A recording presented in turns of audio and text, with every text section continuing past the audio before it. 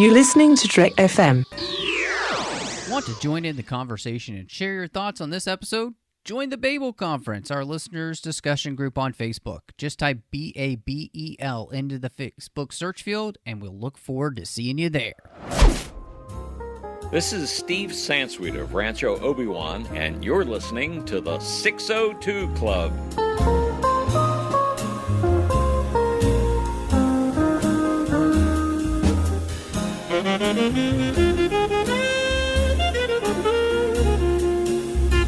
Hello and welcome to the 602 Club, Trek FM's local watering hole. So excited to be coming at you here from Naboo. The sparkling wine is excellent, and I so hope that you get a chance to get some.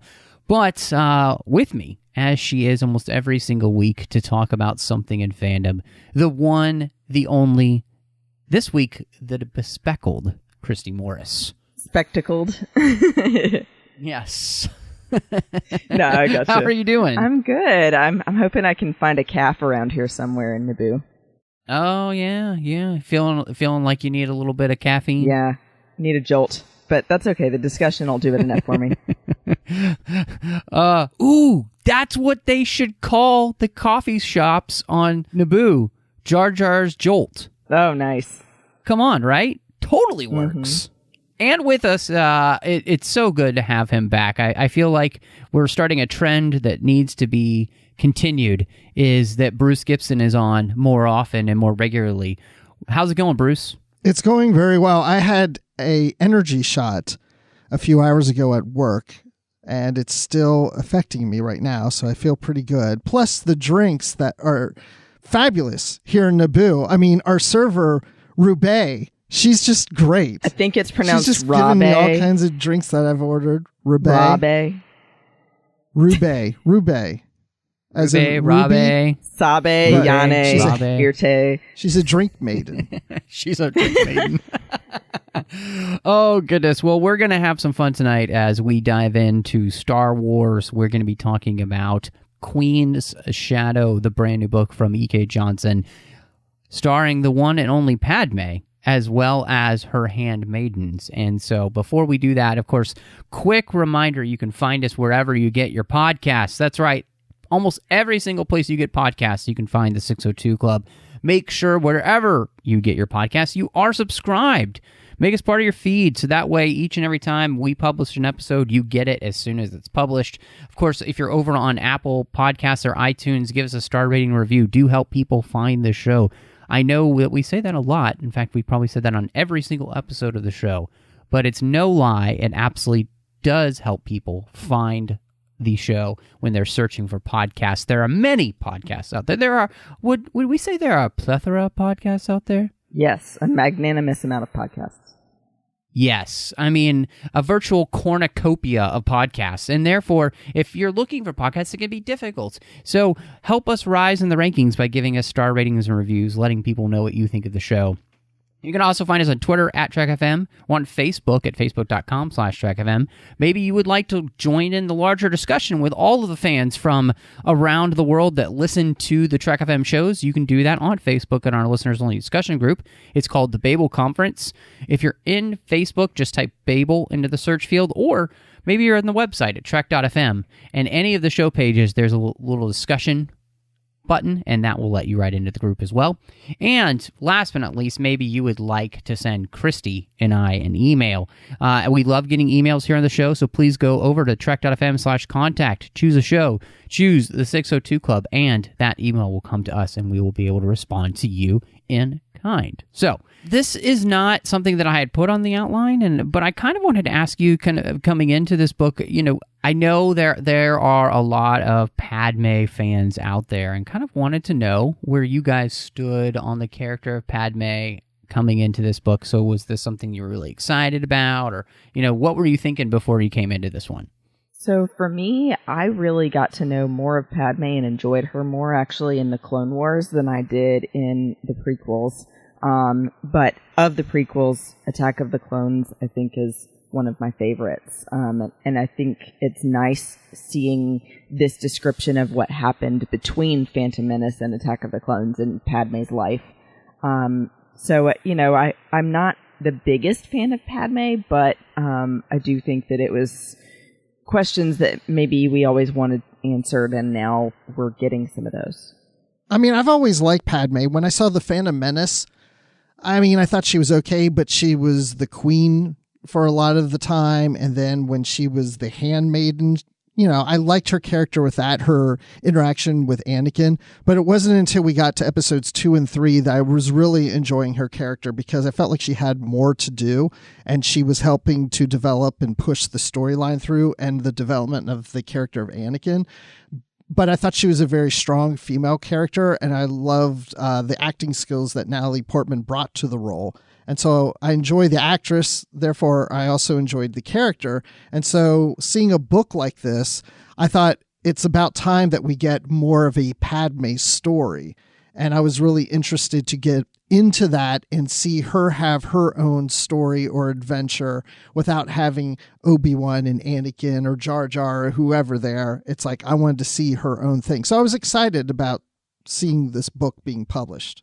Yeah, this is something that I've always thought would be a good idea, you know, to create a Padme novel. I mean, you know, taking into account, you know, I've read quite a few of them now because of Aggressive Negotiations. John Mills and I've been going through the Jedi Apprentice series, which, you know, it's Obi-Wan and Qui-Gon before the Phantom Menace as Obi-Wan's being trained. You know, there's so much you can do with these characters and stories like that, really kind of giving us a good backstory and history for them. And with Padme, you know, specifically going from queen to senator, and the idea of, you know, those 10 years before Anakin and Obi-Wan show back up in her life, there's got to be a lot that happens to this character as she kind of becomes a, you know, as we can tell from that movie. And then, of course, like you said, Christy, the Clone Wars really adds to this. Padme is a seminal character in the Senate at this point. You know, people respect her, people listen to her, so there has to have been some kind of story behind that. So to do this kind of thing, I felt like always would be a good idea. And you know, I've always liked the character of Padme personally as well, and specifically, I think you called out, Christy, and rightly so. I think the Clone Wars gives us a huge amount of time to really spend with this character that we just didn't get to do necessarily in the prequels, and gives us a lot more characterization and understanding about who she is and how she works, how she thinks, and of course what she was like as a senator as well. And so really enjoyed all of that. And so coming back to, you know, this book basically being queen to senator, I think that's a really interesting idea. And I think to me that may be the best part of the book too.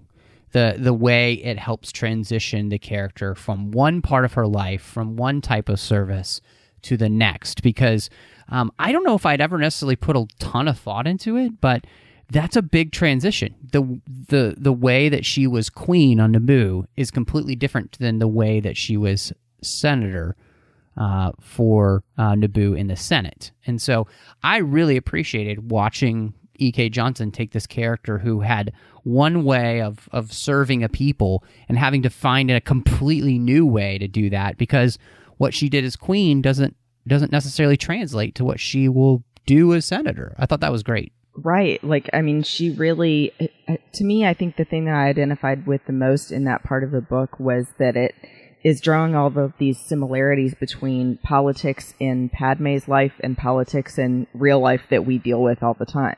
That it feels like everybody wants to know what's in it for them, speaking about the legislation that Padme was trying to draft for that planet that was having issues. What was it? Bromlark. And that people always are in somebody's pocket or have a faction that they identify with. And that politics really is, in a sad way, I guess, not what Padme thought it would be, in that, you know, she thought you're a good person, you come in with these intentions of helping people, and you all vote on it, and democracy wins, and people get help. And she found out it's not that way necessarily, and that you've got to show the other species and worlds what is in it for them in order to get something that you want. So, you know, sort of back to this legislation thing of putting the pork in a bill like we do sometimes. What I found interesting in this book is that transition that you're talking about, Matt, because I just made the assumption that when she was done being queen, she just naturally went to become a senator, like it was her decision. And so what this book showed me was that it really wasn't a decision that she made. It was something that the new queen positioned her for.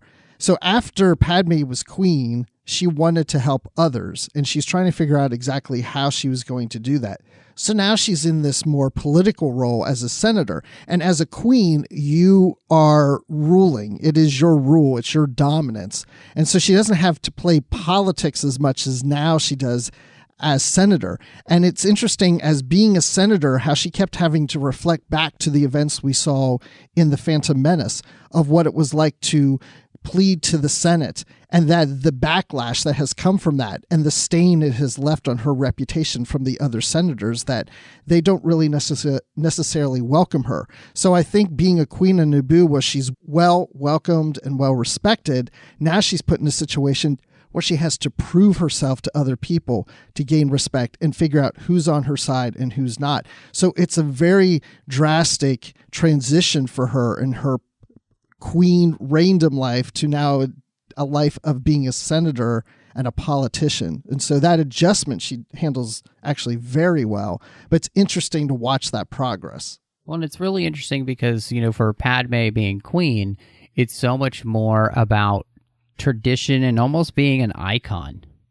Whereas being a senator is something it's more about personability, getting to know people and mainly getting to know the other senators and spending time with them and coming across as if you are a real person, which, I think, when we even look at our politics today, authenticity for our politicians is something that we appreciate. Mm-hmm. People that come across as more authentic are going to be ones that connect with people.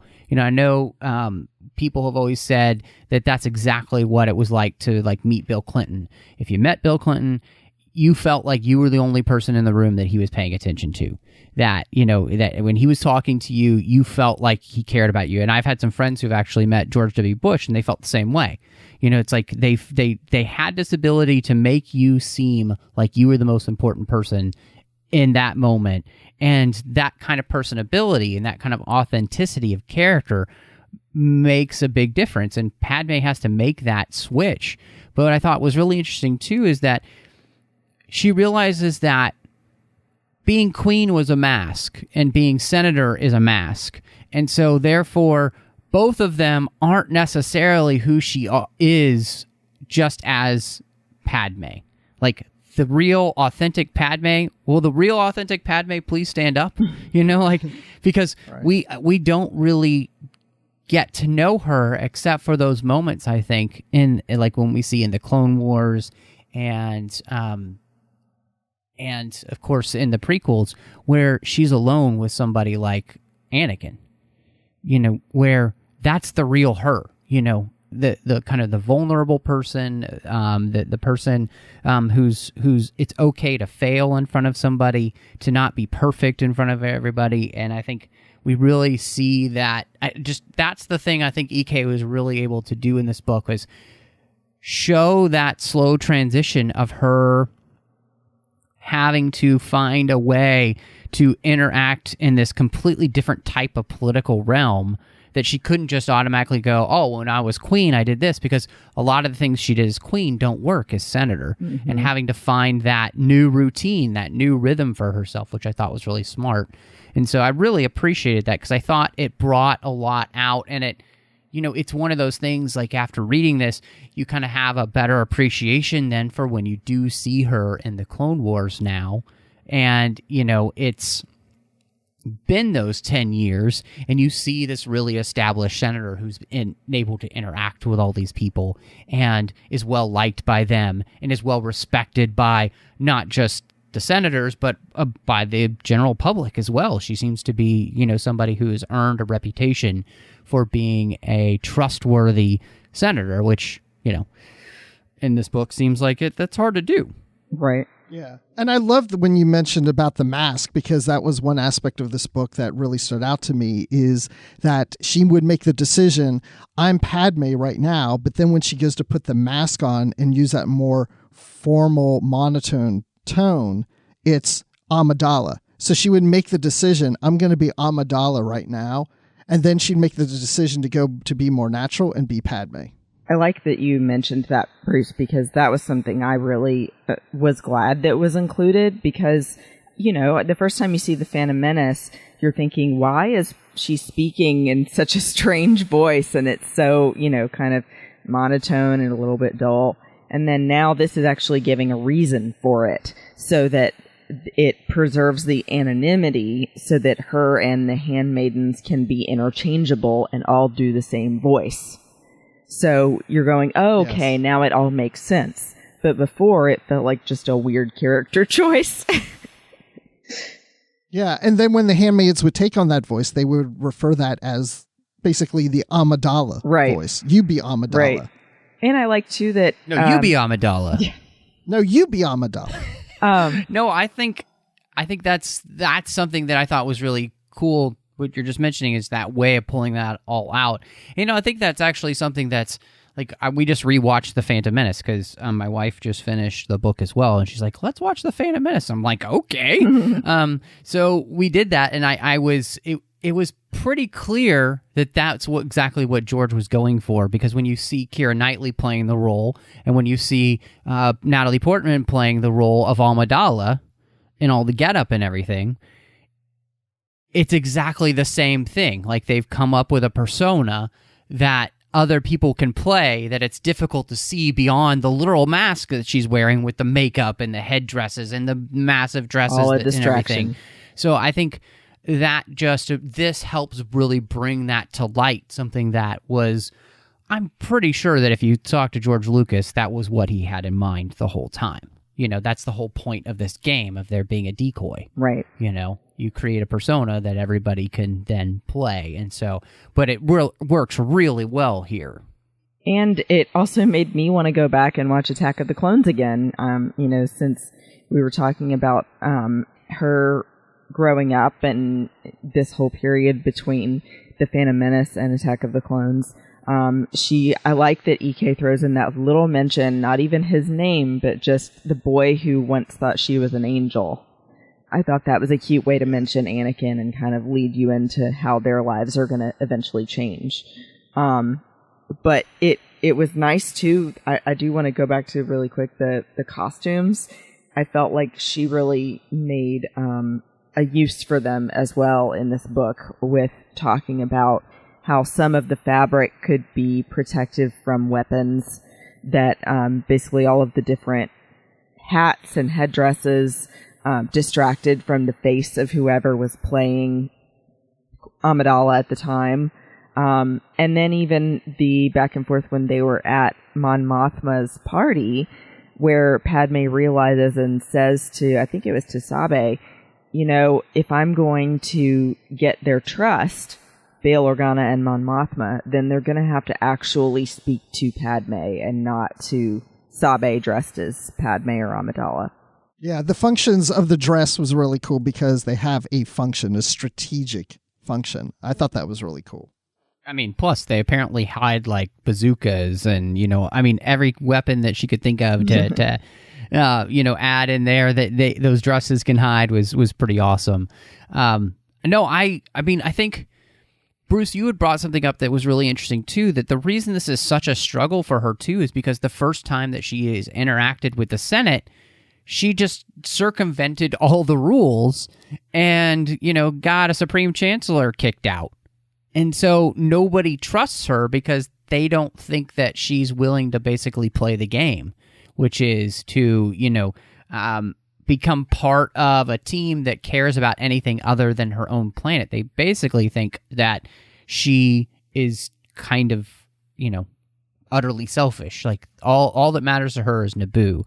And so part of this too is her growth of trying to prove to everyone that her existence as a senator here is not just for the benefit of Naboo, but she longs to benefit the entire Republic. And I thought that was really interesting because, again, it made a lot. I mean, it's such a great logical progression from the Phantom Menace, where you see what she does when she's in the Senate for the only time she's there, and then her actually going to join the Senate. It makes complete sense that nobody would want to trust this person when they're willing to upend everything just to get what they want. Yet she's more trustworthy than most of them are. Yes. Which is funny. Yes. You know, she's more willing to help other planets than others are, and they're thinking she may be selfish, but it's the opposite. Well, and I love them bringing in, I mean, not them, EK bringing in that the Trade Federation was also behind all of this biased journalism about Padme. That, you know, it's all about how Newt Gunray is still mad at her about what she did to him. So he's going to get at her any way he can by this possible death threat situation, or through basically having like tabloids constantly swaying the public opinion about her in a negative way. Yeah, that was really fantastic, the way that they used the news media and seeing the ways in which it's controlled. And she even has a really great quote about how, you know, the news media should be there just to basically help people understand the facts, not try to sway opinion, basically being opinion journalism. And it is a very nice nod to the fact that we have so much of that in our world today, where I think one of the best parts about the book is that the political milieu that EK creates, which is something that, you know, is working its way towards what we'll see in Attack of the Clones and, of course, Revenge of the Sith, is the same type of milieu that we live in today, unfortunately, where it is about all of these people only caring about themselves and opinion journalists on every side trying to get, you know, their 1 or 2% of people to cling to them and watch them, and really everybody just suffers in the middle. You know, like, it's because nothing's really getting done, and we see that very clearly here. And I think this book does a great job of creating another stepping stone of seeing how that progression happens, as, you know, everything is building towards exactly what Palpatine wants, which is to feed that selfishness, to feed that greed. And it's the thing that he is working to feed so that it will create the place in which, you know, people will get so fed up with that they'll be ready for somebody to take over. They'll be ready for a dictator.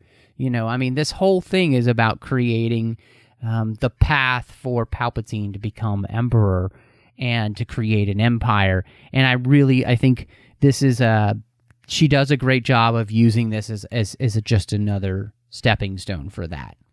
And showing that he ends up brainwashing the entire Senate. Yes. Yeah. I mean, absolutely. There's talking about Padme as queen to senator, there is a personal bit here, and you kind of touched on it a little bit, Christy, this idea of we get glimpses of what will lead Padme to fall for Anakin. And I thought that was really interesting. I thought she did a great job of explaining through Padme's own words of why she's going to fall for Anakin. I thought that was really well done. You mean after the mention of him thinking she was an angel? Well, yeah, because, you know, she's talking to Sabe, and she's talking about how she would like, basically, to have kind of what her sister has, you know, or right, her parents to have a which life. is to have a family and all these things. And that it's really going to take somebody who can break through the walls, basically, the masks that she's put up. And that's exactly what Anakin does, because in many ways, Anakin is one of the few people who met Padme when she was just being Padme. She's really being herself. True. And Anakin, then when he comes back into her life, is able to break through that kind of senatorial mask that she has because he knows the real Padme. And I think that's one of the things that helps her be able to fall in love with him, because he knows who she is beyond her just being this political figure.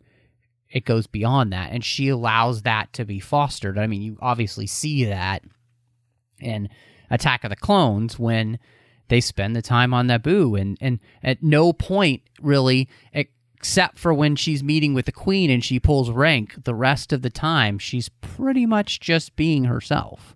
You know, a girl who's trying not to fall in love with the hot Jedi. Right.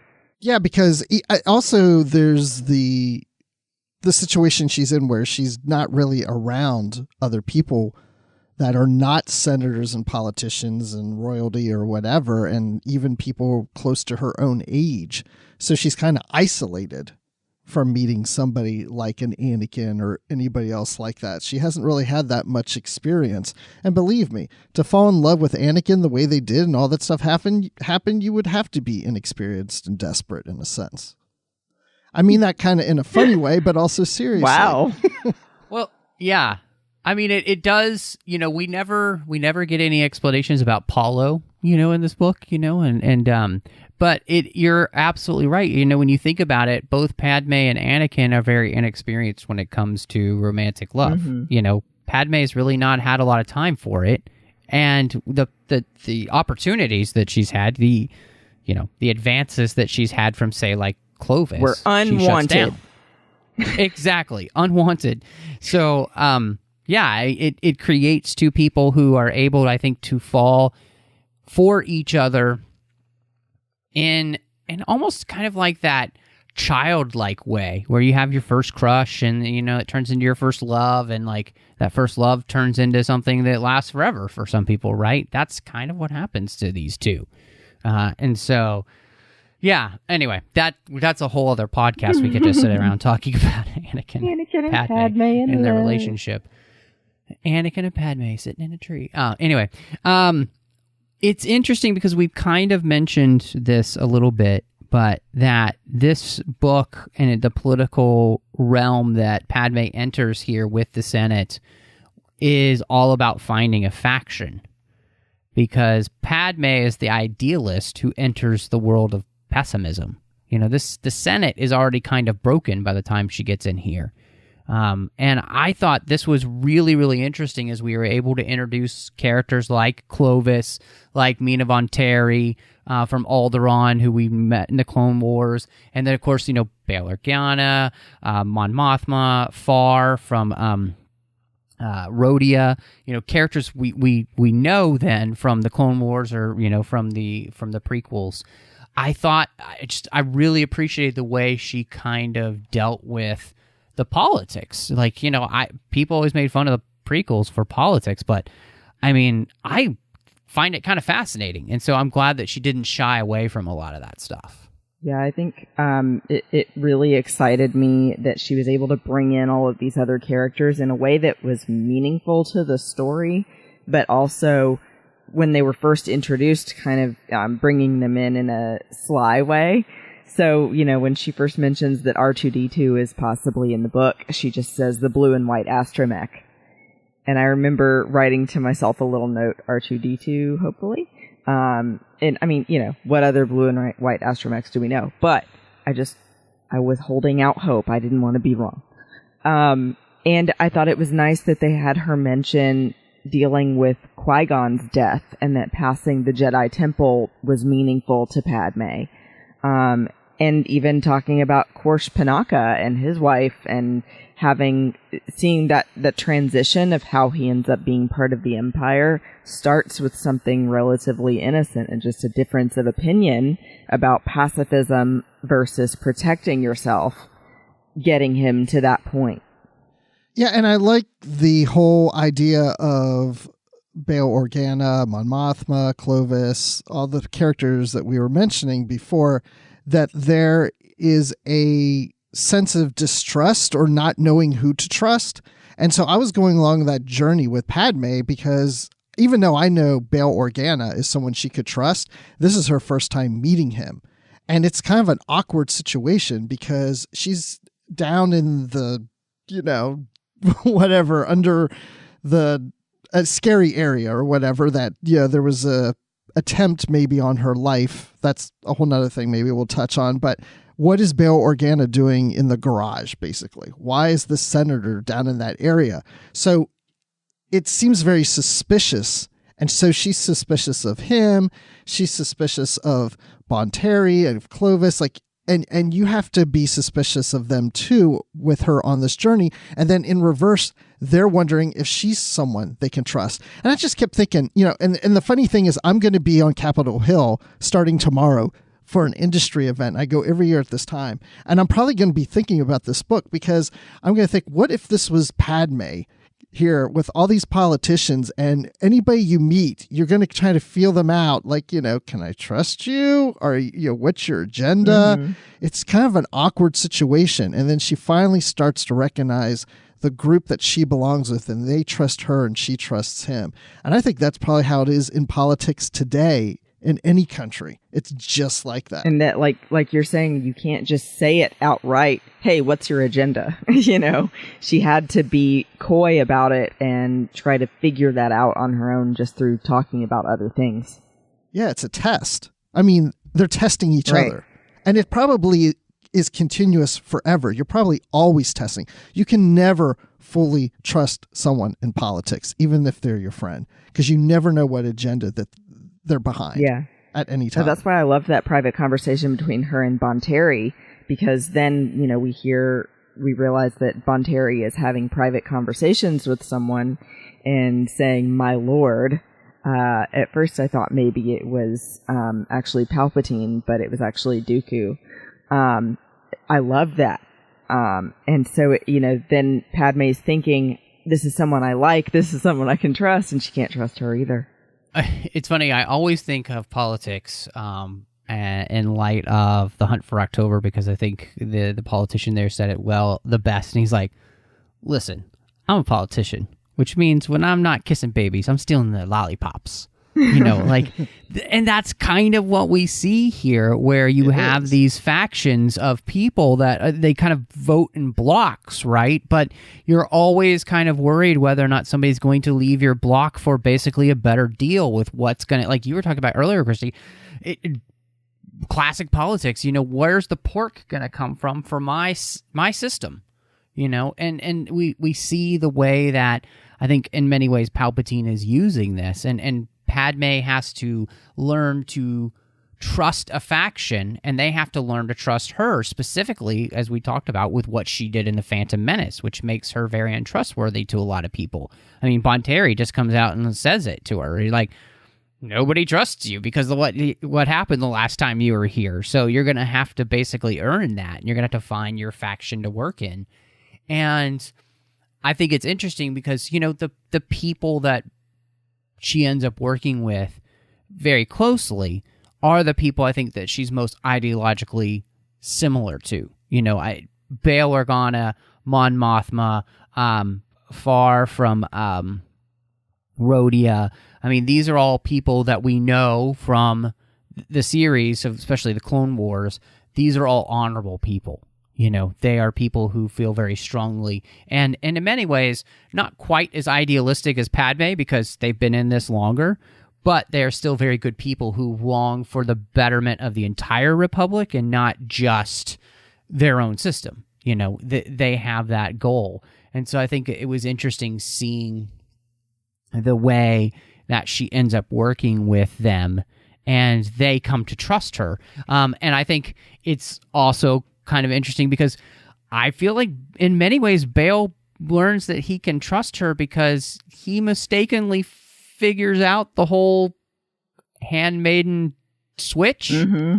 Yeah. And just because he caught them when they're going into the bathroom and he realizes, oh, that's not Padme, that is, and it's not the one dressed like the senator. Right. And I thought that was really great because it allowed them then to kind of break down all those barriers. And of anyone, I think Bail Organa becomes the one that Padme does kind of trust like a brother, basically. Like if there's anybody in politics that she could trust completely, it would be him, because in many ways he knows her secrets. Right. And, he's willing to keep them too. So I those kind of things where they kind of made these, created these friendships, I thought was really interesting.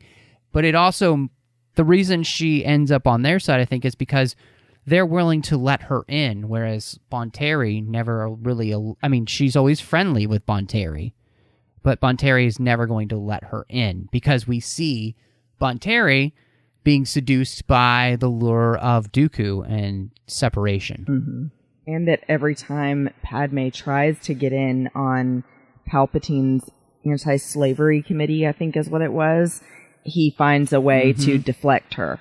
So she's still always trying to figure out how to do that, but she really has found, like you're saying, Matt, the only faction that would accept her. And I love, too, I just need to throw in that it's funny seeing, especially here, EK writing Mon Mothma as really sticking to the pacifism as her moral code, when we know that later with the Resistance, she's definitely not so much of a pacifist. And it's interesting because Mon Mothma will see her through Rebels struggle with that. And, of course, then through the rebellion, she will kind of let that go. But then we see her return to that in, the sequel trilogy. Mm-hmm. And, in fact, she makes some mistakes, I would say, by, disarming the rebellion army, the New Republic army and navy in a way that kind of hampers their ability to make sure that something like that never happens again, which then leads to the rise of the First Order. So it's very interesting to see that progression for that character. So yeah, and I loved watching their arguments because, Padmé would consider herself more of a pacifist, but not to the point where she, and even Bail Organa and his wife, don't see it this way, in the sense that they are willing to admit that there would be a time where that might be an answer, like war might be the only answer. Mm-hmm. So I thought, that was, it's interesting to see them all play that out. And what's so interesting is I think you mentioned, Christy, about Palpatine with the anti-slavery initiative. Mm-hmm. And I really appreciated that part of the book as well, because I think it's one of the things that we see Palpatine already gripping something that he wants to keep under his control, because he wants slavery to continue in the galaxy, because he's going to need those slaves to build a Death Star. He's going to need those slaves for other things for the Empire. And also, it's a way to kind of keep a specific section of the population mired in basically the dark side, I feel like. Mm-hmm. And so I really appreciated it. I thought she did a good job with that there, and thwarting Padmé's efforts at any time to get on that committee, because that's not what Palpatine wants. He wants things to continue the way they are. Just be patient. We're working on it. Don't worry about it. Yeah, pay no attention trust me. Yeah. Pay no attention to the man behind the curtain. Pay no attention behind the man behind the curtain. It's really, I think that's something that those two things for me, I think the Queen to Senator section and dealing with Padmé here and the political machinations that are happening with all of these factions and the way the Senate is working were really good for me. Of course, this book, also, we deal with the Handmaidens. That's one of the big parts of the book. And I wondered what you guys kind of thought of their role and their part in the story. I liked it because it's something that I always wanted to know more about. So, they were always there. They were active in some capacity, but I knew there was more to them than what we've ever seen before. So seeing them individually and seeing what their goals are and their different personalities, it was just nice to see that. And I also like the transition that the handmaidens she had as queen are going to remain in Naboo and find their own careers. They're just not servants. They're actually like educated young women who are going to pursue different career paths.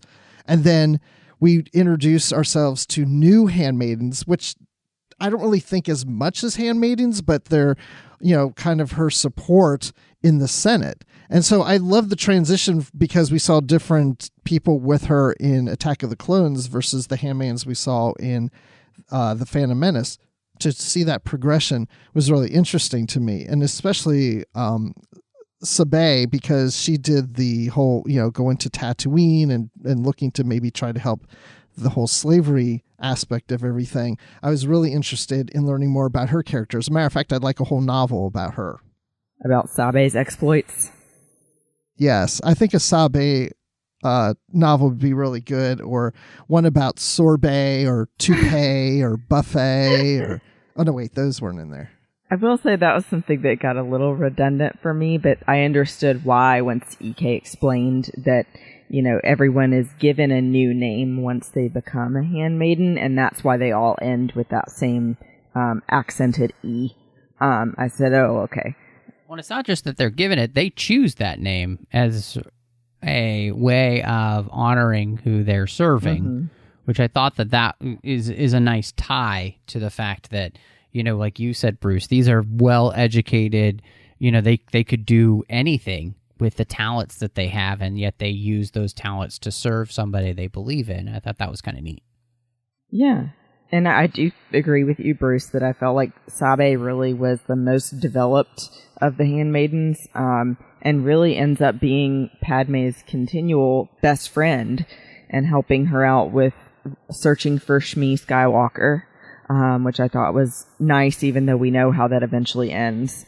And coming back all the time to help Padmé with different things as she's become a senator now. So it's clear that Padmé didn't just consider Sabe a handmaiden at the time and, let her go on with her life. They stayed friends. Yeah, and I pictured Keira Knightley the whole time. Yeah, it's hard not to once you see a face.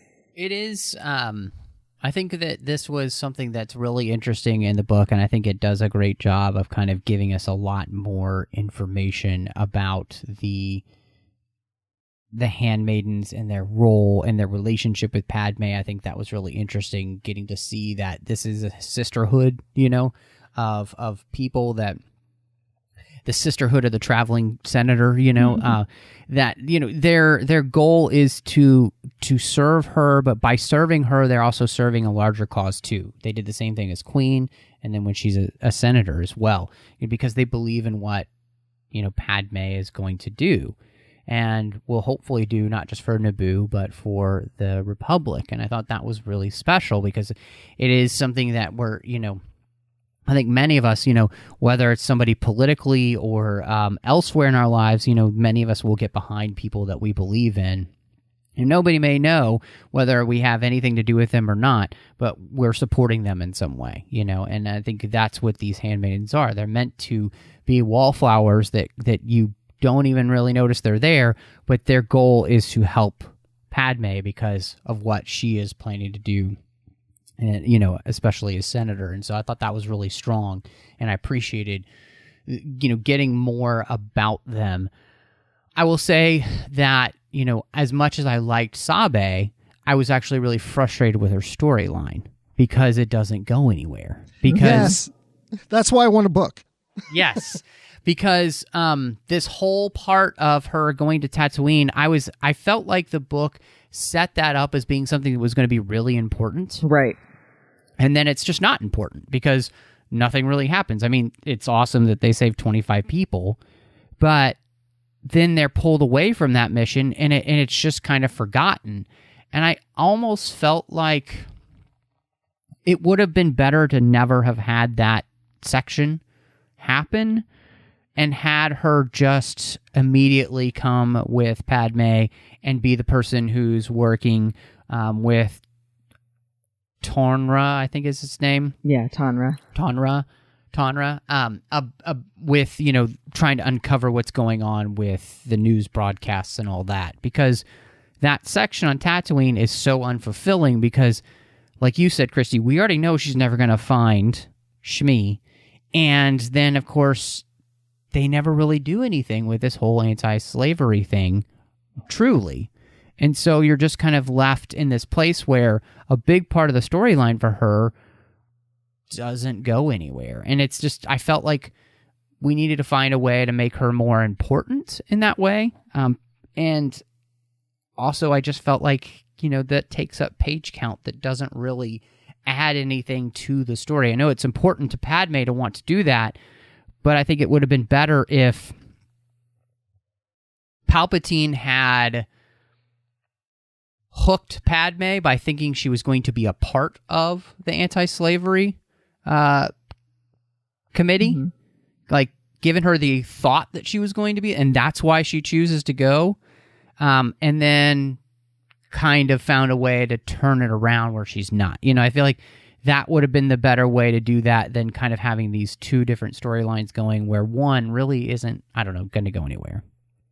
Yeah, I agree with you. Well, I was a little disappointed too, because this was my favorite aspect of the book up to this point, because part one, there's 5 parts in this book. Part one seemed to focus so much on handmaidens dressing Padmé, undressing Padmé, dressing her again, hanging out on the beach, talking about themselves, talking about what they're going to do next. And I think we messaged each other and you were asking me how it was going with the book. And I said, well, I've only read part one. I'm just waiting for something to happen. Like, it didn't feel like there was a story being developed. It was just, hey, let me just show you these characters. And it was great insight into them. I enjoyed that and learning more about the Handmaidens, but I was ready for, okay, where's now the story? Where are we going with this? And then we got into this whole thing of Padmé wanting to free slaves, and I thought, oh, this is brilliant. I want to see her go to Tatooine or maybe even another planet and do the things that Anakin said that he wanted to do. I want to come back and free slaves. Anakin never went back to free slaves, but what if Padmé did? Whether it's on Tatooine or somewhere else, but it struck a chord in her in the Phantom Menace to go and want to do something like this. So I was very interested to see Padmé do that. But then when she wasn't doing it and Sabé was, I was like really into this part of the storyline. I was more interested in her storyline than Padmé's at this point with Tatooine. And like you said, Matt, all of a sudden she got called home and, well, to Coruscant, and it was like, okay, that's it. And that's when everything just went for me, because I was like, this is the part I was really fascinated in. And I don't know why they didn't play that out. It was such a good storyline to develop. And whether it's like, I mean, we don't know the fate of Sabé later. I mean, something could have happened on Tatooine to her. There was so much potential there to do something with a character that we don't know the fate of and create that fate for her. I'm passionate about that. No, I completely agree because, Bruce, you mentioned that this whole feeling of the story, and I think that that's the other weakness here for the book is that I didn't see a lot of connective tissue to a lot of things in the sense that it didn't feel like there was a ton of narrative flow. It kind of felt more like vignettes of a senator.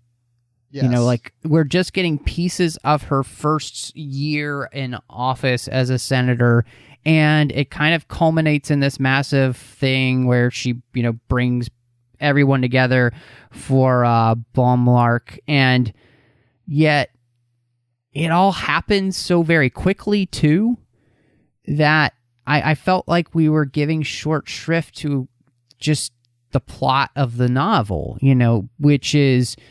It's not just about Padmé and the Handmaidens, but it's about what's going on with the Senate here and everything. And I just kind of felt like we don't really have a strong narrative plot beyond just the characterization of Padmé, which and some of her handmaidens, which is not a bad thing in the sense that like getting to learn about them is great. But it doesn't make for, I think, a very fulfilling reading experience when you get to the end of the book, and especially the way that it ends, which is just on this very strange cliffhanger, leaving us to think, are we getting a Sabé book? And what, is she going to be part of the rebellion or something then? And like, that's where we're going next, which is, I guess, kind of interesting, but it just seems like it's such an abrupt end to what situation that's going on Bromlark, and then it's a very abrupt end where we're like, oh, and then we're at Padmé's funeral and she's dead, and Sabé gets a call from Organa, and she's like, it's not a good time to talk. What do you want? And it's like it's over. It's just, I don't know. It just seems very strange. It did. And not only just I was interested in the Tatooine scene, but around that time we were also getting Padmé's story about the attempted murder on her. So at this point I'm thinking, okay, now I see we have two storylines, the Tatooine slavery story and the attempted murder on Padmé story. Okay, I see where this is going. And just like the Tatooine one, the murderer just was like, well, it's probably Newt Gunray.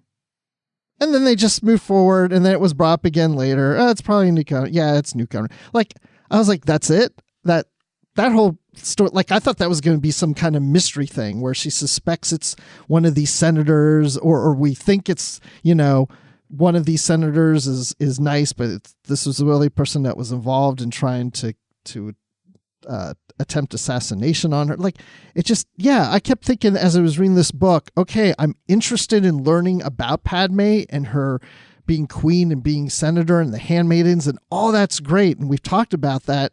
But then I kept saying, where's the story? Like, I just felt like you said, it's like, okay, well, this is more of like the day in the life. To me, it's like, don't give me an encyclopedia of this is the backstory. This is what these characters did behind the scenes when you weren't watching the movies. Like, give me a story behind this. And there were so many things that were set up that could have gone there and just were abandoned. I completely agree with you, Bruce. It feels like there's no stakes, and that's what really makes a movie or a book great and not just okay, is having something for them to go through. That they either have to come to a crossroads in their life and decide which way to go, or something terrible happens to them. But it does feel like in this book that a few times we get these teasers of something happening and then it falls flat. And so I do think that we all kind of feel a little lackluster about it because of it having a lack of stakes in it. And we know E.K. Johnston can do that because she did that with Ahsoka. There were stakes involved in that. Yeah. And especially I was thinking, my wife and I were talking about that whole thing, and I, you get the stakes at the end of the Ahsoka book with the planet that she's on, with the people that she's met. You already see what the Empire is doing to places like, when she goes to Ilum and it's been basically cored out, and then of course she runs into Organa, which is going to lead to her becoming Fulcrum. And it's like, there's all these little pieces that she puts into place. The book does a great job of taking Queen to Senator, but like you said, there aren't necessarily any stakes with what's happening. Even when you're telling a prequel, you have to find a way to make stakes in the storyline so that it's a story worth having been told. And I think that's where, while I appreciate getting to see, Padmé move character-wise, what's going on with her in the story and with Sabe and all of these things around them, it doesn't feel like it congeals completely to create a full-fledged story that comes together in a way that makes me feel like I had to read this, to really get how Padmé goes from being queen to senator. I'm not disappointed that I read it, but I can't say that this feels like, even when it's expanding the universe, right? I don't feel like we necessarily truly expanded the universe in a way that we could have by kind of really blowing our minds with something about Padmé that we didn't know. Mm-hmm. And that storyline, and even the handmaidens that we didn't know. And so, there's some nice pieces here. Like, I love when they go to Alderaan and the relationship she creates there with Brea and Bail together. I think it really helps. I was thinking about how Padmé, having been to that place for a week, kind of neat that her presence in the Force may still be there, which is maybe that's kind of why Leia has a feeling like she knew her mother, because her adoptive parents knew her mother pretty well. Mm-hmm. And you kind of get the feeling like this is a trip that Padmé may go on many a times to visit back on Alderaan, because she's become such good friends with these two. And so that when they adopt Leia, it makes so much more sense. They were very close to her. they take the daughter in. And so I liked that part. Like, that was one of those things where it's like, oh, that kind of does add a little bit to the mythology of Star Wars and kind of, Leia being adopted by them and all. I just didn't necessarily feel like there was enough of that. I wish there would have been more of those kind of things that really kind of helped tie all of these things together. Yeah, I agreed. I felt that way too when she even EK teases about Brea and Padme talking about twins and talking about, what it's going to be like to possibly have kids in the future, and Padme talking like she's not really sure that that's what she wants yet, but she knows someday. It was a nice touch, but it still felt like we needed to have more of a relationship built between them, like you were saying, Matt. Yeah, there's a lot of thing about relationships, but not, like you were saying, stakes and story. Mm-hmm. It's just about relationships. Which I think, when I think about that idea, relationship type stories feel more like it's for a novella. When you're just focusing on a specific relationship. When you're telling a novel story, I feel like you have to have both. And, even I was thinking back with, getting Padme dealing with another Jedi. We have Balaba in this whole operation on Bromlark. And I felt like that was a great opportunity to kind of strengthen the relationship between Padme and the Jedi that went beyond just Obi-Wan and Anakin. Mm-hmm. And I felt like that part of the story wasn't developed enough. And that part, I think, is just because that part goes so quickly. Like, we're there, we're gone, we're there, we're gone. And there's a pirate attack in the middle, but it's still about 15 pages worth of story at most, mm-hmm. Whereas I felt like that whole part could have been like another 50 pages worth of storyline, of struggles. And it just, I kind of felt like you were talking about stakes, and it felt like it came together too easily. And I do feel like the epilogue was kind of unnecessary because we know that Padme is going to die later. And maybe EK was adding that in to introduce why Bail and Brea would end up receiving Leia. But it just felt like ending the book on a down note rather than you could have left it at, so what's next? And it feeling like encouraging and like she's going to go off and do more things. It instead ends on Padme's death. I think it was not needed. Well, because it felt strange to end there, too, because couldn't you tell more stories about Padme in the 10 years? Like, this is maybe a year in the life of Padme. Mm-hmm. And you got 9 more before Anakin and Obi-Wan show back up with everything that happens in Attack of the Clones. And so it just felt like a very strange place to end. And like you said, Bruce, it does kind of feel like we'd need a Sabe book to make this feel, especially the end of this, feel like it makes sense. And especially to tell us more of what happens between Sabe and Tanra. I mean, come on. Yeah. I don't care about that. But yeah, I don't feel like every Star Wars book necessarily has to be this way, but I mean, when I think of Star Wars and reading Star Wars, I look for adventure and just wasn't really there, Well, and I mean, I think you're right in the sense that, not every book has to be like that, but even the parts where there was like action, it just happened so quickly and it was over that, again, it kind of left it feeling like there's just some things in there that wrap up too easily. And so I guess that makes me wonder for both of you, coming to the end with Queen's Shadow, what would you rate this, do you think? I think the book is strong when it comes to the characters, the relationships, the insight into the Handmaidens, the insight into the transition of Queen to Senator, the politics. All those aspects I really enjoyed. I just really missed, as I mentioned, having a story, or things would be set up and then abandoned. So I feel like it's strong knowing if you want to know more about Padme and the Handmaidens and about the Senate, I think it's really strong when it comes to that. But if you're looking for a really good Star Wars story or story in general, I think it's a little weak.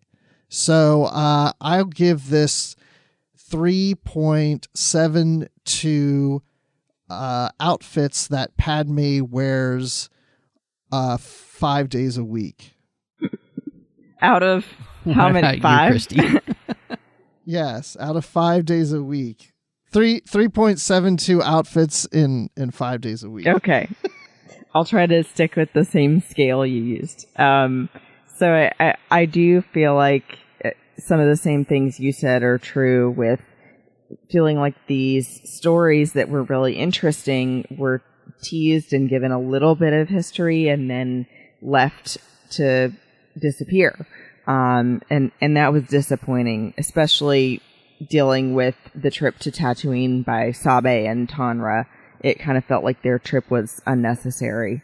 But I do think that there was some humor in the book, and especially the mentions of how Padme's story interwove with all of the other characters. I enjoyed her bringing Clovis into this because you don't really ever get much of him in Clone Wars, and it was funny remembering how jealous of him Anakin was. And then also bringing in Qui-Gon and R2, Bail and Bria, and like I mentioned, my favorite part was her talking about how Panaka transforms into end up working with the Empire. So I think that there were a lot of things that I enjoyed about the book, but for me, the politics in the beginning and the descriptions of the handmaidens changing and what they were wearing is not as much my thing. So it felt like it was hard to get through the first half of the book for me, to get to where the story got a little more gritty. So I give it probably, if we're sticking with a scale of 1 to 5, 2.5 out of 5 Rhodians. Nice. We did I think a commendable job kind of talking about the strengths of the novel and the weaknesses of it. And I think there are some real weaknesses in the book. And those weaknesses become that there's not a strong story to the book. There's a lot of great characterization, but Bruce, I think you rightly called out, you really do need both. And a novel form. If you have a short story or something, that's completely different. Short stories are much more about characterization and kind of, I think, even novellas and whatnot. But I think there needed to be a stronger story. And I think that kind of hurts my enjoyment of the book as much as I got out of it and, went on and on about, those things. I think that this book could have been much stronger. It could have been the pinnacle of Padme books, and part of that, I feel like maybe it's, and my wife mentioned this, and I think she was really onto something, because it's such a short time period. I feel like this should have just been a kind of an epic tome on basically those years in Padme's life between, episode 1 and episode 2. So that you really do get this sense of time, that you could really add this storyline in. Like you mentioned, Bruce, you could take some of those storylines, like what we got with Tatooine, what we get with the attempt on her life. All of those kind of things we could really flesh out and make full-bodied story, and that's just not here, and so. I originally read the book and wrote a review on it and rated it, and it was 3.5 out of 5.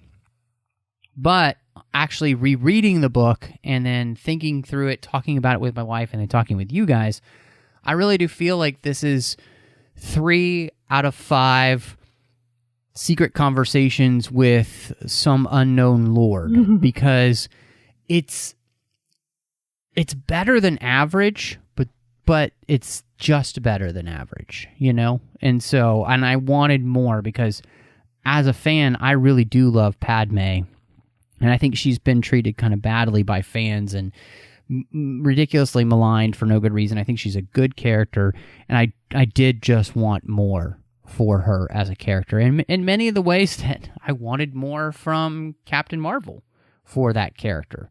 So I think it was interesting seeing that movie and then reading this book very close together, and I felt like they had the same problems in the sense that I wanted more for the main character that I didn't feel like was there.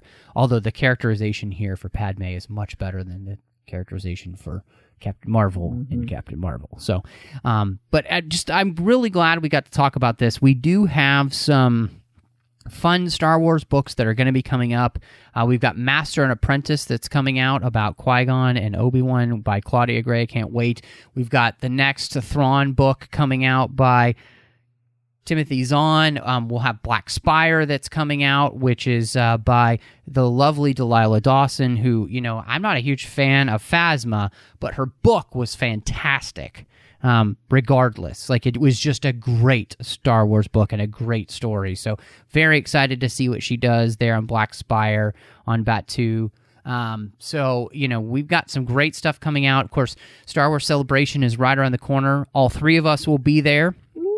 And so, yeah, we're going. So, I know it's right. I mean, literally a month away because we'll already be there in a month. And so we will also be tweeting about it. So check us out there. And we'll probably get some more book news, is my guess, at that convention. So very excited for that. Yeah, I would hope so. But thank you so much for joining us. We really appreciate your listening to the 602 Club. If you would like to support the network, you can do that like our associate producers here. We have Ken Tripp, Davis Gratian, Wyatt Millette, and Daniel Noah, who've been supporting the network and this show for a very long time. And they do that through patreon.com/TrekFM, which is the place you can go and support the network and be part of our team. Every little bit helps. Every little bit a month makes a huge difference to us. It costs a lot to put this network together each and every month, and we need your help. So again, please go over to patreon.com/TrekFM. We've got some great contribution levels where you can get extra perks, but honestly, again, every little bit helps. So again, that's patreon.com/TrekFM. Now, Bruce, you're no stranger to the 602 Club, but if people wanted to catch up with you and see what else you've got going on, where can they find you? Well, you can find me on Twitter at Admiral_Rex, and you can find me talking Star Wars on the Star Wars Report podcast. So that's out there. But here on the network, I do Live from the Edge with Brandy Jacola, and we do a live show about Star Trek Discovery every time an episode premieres. Then the next night we do it live on YouTube. We have the chat group, and then we record that live show and release it as a podcast as part of the Edge feed. And then I also do Literary Treks, the official Star Trek books and comics podcast of the Trek FM network. I do it with Dan Gunther, and of course Matt used to host that show. And and don't worry, I'm not going to then take over the 602 Club, so no worries there. And that's about it. I'm always in the Babel conference. And just real quick, so my rating of this book was slightly higher than you guys. I agree with you guys 100%, but I give it a little slightly higher rating because I know that anytime now I see the Handmaidens or Padmé or the Senate, I'm going to think about this book. So if it stays in my head, that's a good sign. That's a good point. Well, Christy, if anybody wants to catch up with you, and especially be following you as we're going to be heading to Star Wars Celebration, where can people find you? You can find me on Instagram and Twitter at BestBenBell. And I did actually do a little teaser post for this episode about Queen's Shadow, so I hope everybody saw that and you'll come and listen to the podcast. But also, other than the 602 Club, I am on once a month on the Star Wars Report, doing a Fashion in 5 update on men's and women's Star Wars fashion. And during Star Wars Celebration, I'll be doing a daily update on that, on any fashion news. So I'll hope you'll stay tuned for that. Just don't talk about my fashion at the convention. I don't need any criticism on what I'm wearing. You have great fashion. It's just going to be daily posts of what Bruce is wearing, so it's what not to wear. Is what right. You're saying. Right. Okay. Awesome. I'm following. You can find me on Twitter, Instagram, and Letterboxd under the name MattRushing02. I'm here on the network doing The Orb with Chris Jones, talking about Star Trek Deep Space Nine. We hope to have a new episode out to you soon. You can find me over on the Nerd Party Network doing 2 shows. One is called Owl Post with Drea Kaufman, as we talk about Harry Potter each and every week, 1 chapter at a time. And then I'm doing Aggressive Negotiations with my good buddy John Mills, as we talk about Star Wars every week. Sometimes we get into some aggressive negotiations, like we did a couple weeks ago when we were talking about Rogue One, and sometimes it's more a friendly conversation. So it's always so much fun. I hope you'll check it out. And then last but not least, you can also find me doing a show called Cinema Stories with my good pal Courtney, as we talk about films through the lens of faith. But we want to say thank you so much for joining us. And may the Force be with you.